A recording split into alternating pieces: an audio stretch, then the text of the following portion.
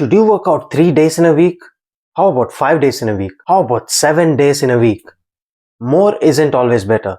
In some cases, you can speed up your progress by working out more, but in other cases, you could actually damage your progress and hold yourself back.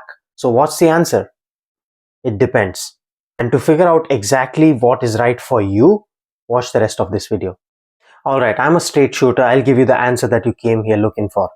The bare minimum number of days that you need to work out to not lose out on progress and to make some sort of progress going forward is at least 2 days per week. If you're not willing to invest that much time, you shouldn't even be watching this video. The absolute most that you should be working out in the gym should be 6 days a week. Nobody should be working out 7 days a week. People say that, but it's really good to have one proper rest day where you do absolutely nothing. Now, let's get into the nuance. How do you know what is right for you? Take a look at this guideline from NSCA. According to this, beginners are supposed to work out anywhere between 2 to 3 days per week to maximize their progress. They do not need anything more than that. And intermediates need somewhere between 3 to 4 days. Advanced need 4 to 7 days.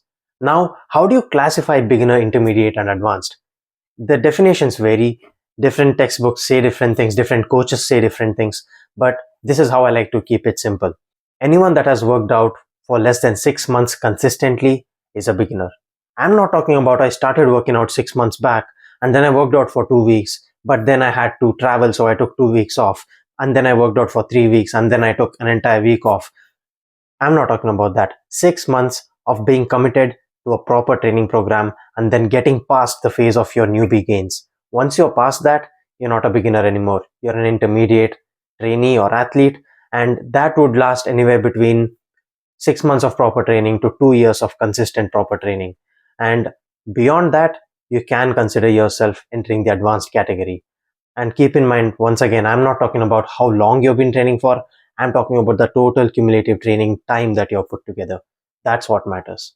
Now that we have that out of the way, I want you to have a look in the mirror and have an honest conversation with yourself. Are you a beginner, intermediate, or advanced trainee?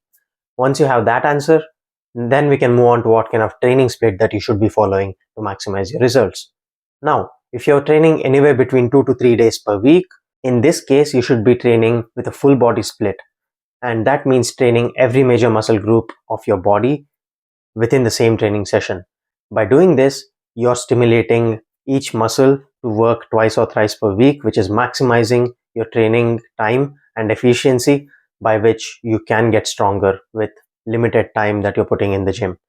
That being said, if you're following a full body routine beyond the beginner stage, you probably need to spend a bit more time and need to accumulate a bit more volume, which can get challenging beyond the intermediate stage. Because think about spending 1.5 hours of training thrice a week, and it's 1.5 hours of hard training, not goofing around, not scrolling on the phone between the sets. 1.5 hours of proper training, including the warm-up, of course. But that gets challenging. So beyond that, once you go to the 4 days training split per week, in that case, I would recommend you split the training into upper and lower body. So 2 days of upper body training, 2 days of lower body training, and you can alternate between upper and lower so that while your upper body is fatigued, the lower body can work, and while the lower body is fatigued, the upper body can work. This is a smart way of spreading out your training volume, and it's not as overwhelming as training your entire body within the same session. And this might work out a little bit better for more advanced athletes, because if you're lifting heavy and you're doing tiring lifts such as, say, squats or deadlifts or bench press or weighted pull-ups, stuff like that, which involve large chunks of muscle mass and you're handling huge weights, it gets tiring to do all of that within the same session. So when you break it down into upper and lower, it makes it a bit more manageable. And training beyond 4 days per week, say 5 or 6 days per week, you have the option of following a push-pull leg routine, which means you train your push muscles, that is your chest, triceps, and shoulders. And the pull day includes back and biceps, and then legs, of course, includes your lower body. You can even mix and match push-pull legs with upper-lower and do any sort of permutation and combination that works for you. And the amount of focus and attention that you give for each muscle group or each movement really depends on what you are trying to work on within a specific training program. And that's where a lot of customization can come in. And that is why you need a good quality coach who knows what they're doing and making a proper training plan for you. There is also the option of doing body part splits if you're working out, say, 5 or 6 days per week, as in you train one specific body part per session and you cover each body part throughout the course of the week.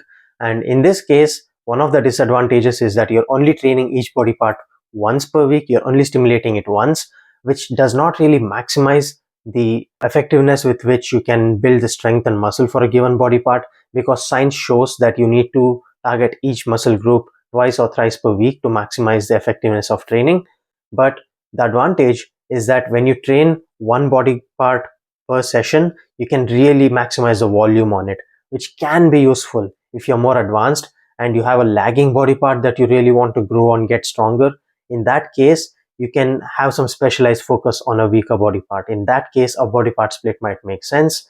But then again, you need to be clear about your goals and what the plan is going forward. We've talked about how many times per week you should be training and the training split that would be right for you. But now let me talk about something that I'm specialized in, that is working with athletes. Athletes need to choose their training split and the training frequency based on their competition schedule. That is, different seasons of the week. During the off season, they have a lot more time to train and they can focus more on getting stronger in the gym. And during in season, they're really busy because they're traveling, they're training so much for their specific sport, and they're fatigued, so they don't really get to spend that much time in the gym. And there's also other stuff like pre-season and post-season when they're exhausted and they're transitioning after the competition. So depending on the goal of the athlete, these are the training frequencies that are recommended. All the guidelines that I just gave you is backed by science and is time tested. This is effective, and if you follow this advice, you're going to get the results that you want. But the most important factor underlining everything that I just said is the perfect training frequency for you is the one that you can be the most consistent with. Because if you're consistent with your training, you're going to get the best results. It's as simple as that.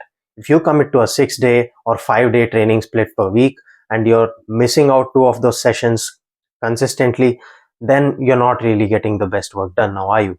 So commit to the one that you know you can be consistent with and get the work done. That's how you get results. Now that you have that out of the way, to learn more about training splits and how to use them effectively, watch this video.